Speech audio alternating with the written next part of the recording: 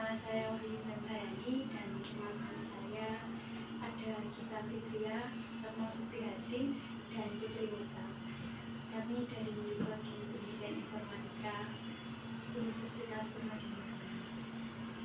Di sini kami ingin mewawancarai terkait penerapan filsafat Pancasila pada sekolah SMK Negeri 3 Bangkalan.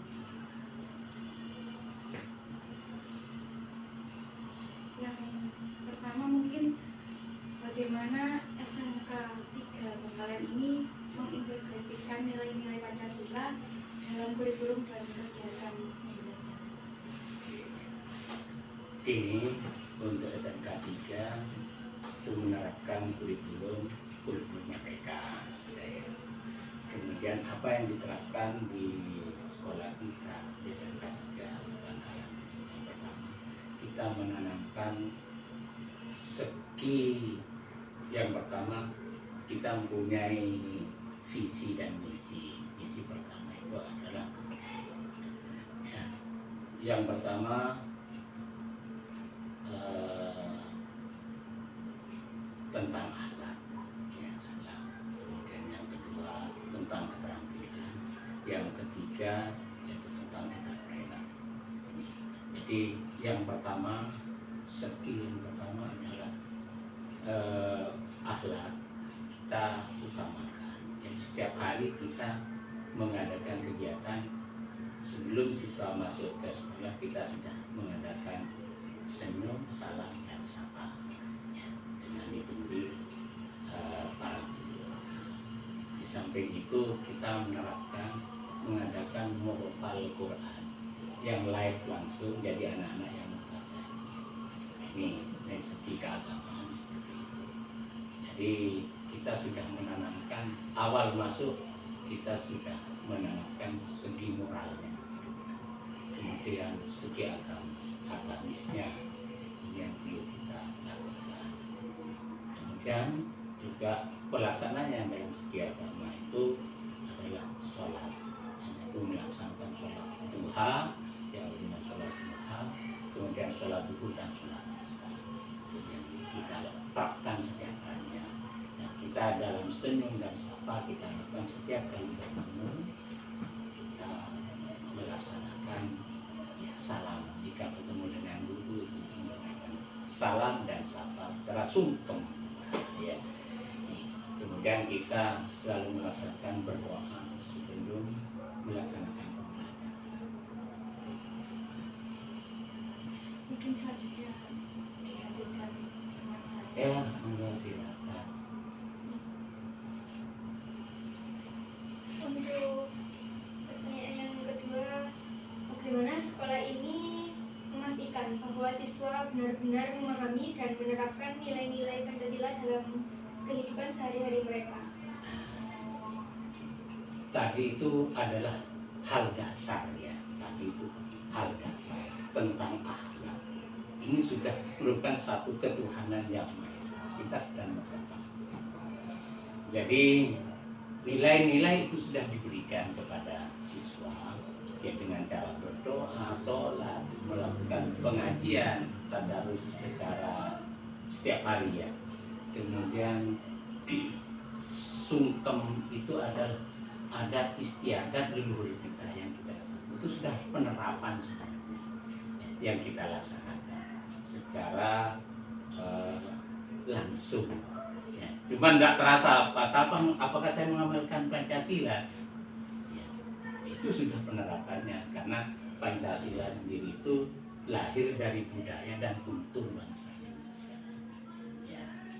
Yang kedua ketuhanan, yang kedua kemanusiaan yang ada.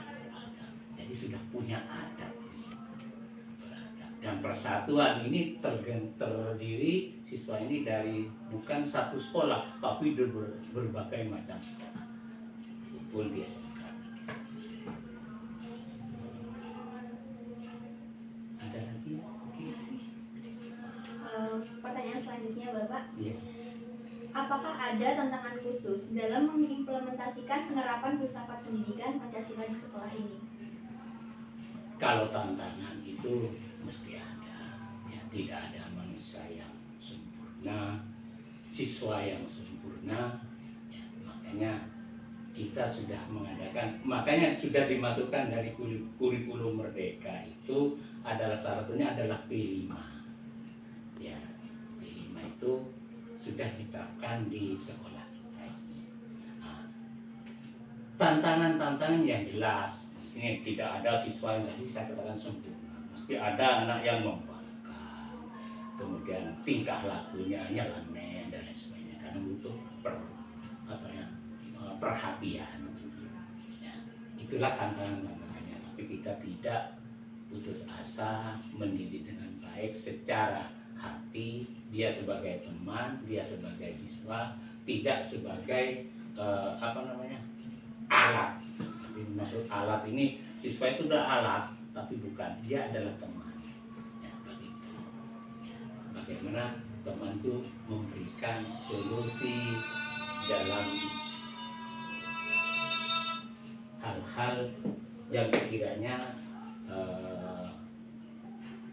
menjadi kebaikannya. Itu tantangan, jelas ada tantangannya. Kemudian di luar itu bagaimana partisipasi orang tua dalam mendukung penerapan nilai-nilai Pancasila di sekolah ini? Ya. Orang tua adalah mitra dari sekolah, karena ada 3: sekolah, orang tua, dan masyarakat. Jadi tanpa ketiganya ini kita sulit untuk menjadikan anak-anak kita baik.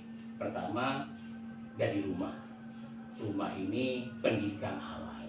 Jadi kalau sudah dari rumah bagus, insya Allah ke sekolahnya juga bagus. Ya. Kemudian dukungan masyarakat. Kalau di lingkungan masyarakat itu kurang baik, yang jelas anak ini akan terbawa ke lingkungan masyarakat. Kalau masyarakatnya jelek, semuanya akan jadi jelek. Nah, kita dengan orang tua jelas harus ada kerjasama. Ya, satu, kalau kita masuk awal, kita harus bersama-sama dengan orang tua memberitahukan apa program-program daripada sekolah. Ya, ya. Kemudian jika ada yang tadi membangkang dan sebagainya, kita harus ada komunikasi dengan orang tua untuk bagaimana solusinya agar anak ini menjadi baik. Menyambung dari keempat pertanyaan tadi, apakah ada pesan atau harapan khusus terkait penerapan nilai-nilai Pancasila di sekolah ini? Pesannya untuk siapa dulu? Pesannya untuk sekolah ini. Untuk sekolah. Ya. Penerapannya. Penerapannya begini, karena kita punya misi yang pertama itu good karakter. Yang jelas karakter itu sudah mewakili dari filsafat Pancasila, ya, bahwa karakter itu seterusnya akan kita bawa dari awal sampai mulai dari rumah sampai kita lahir sampai kita dewasa punya anak terus akan berlaku.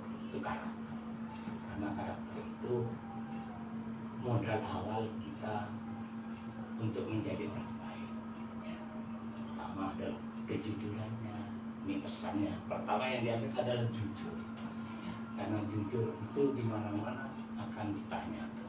Tapi jujur itu tidak bisa dinilai oleh dirinya sendiri. Karena jujur itu satu antara perbuatan dan lidah harus sesuai dengan ucapan sesuai. Maka untuk anak-anak sini yang pertama adalah jujur. Ya, karena jujur adalah kunci sukses bagi anak-anak untuk melanjutkan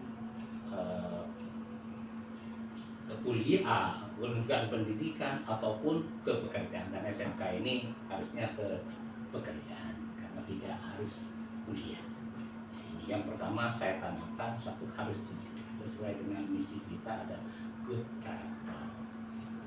Ya, contohnya tadi yang diawali dengan mulai senyum, salam sapa, sungkem, kan tidak ada ya sekarang. Sungkem itu sulit dilakukan. Bahkan kalau ketemu guru sapa. Jangankan hanya dengan guru, di luar pun harus sama.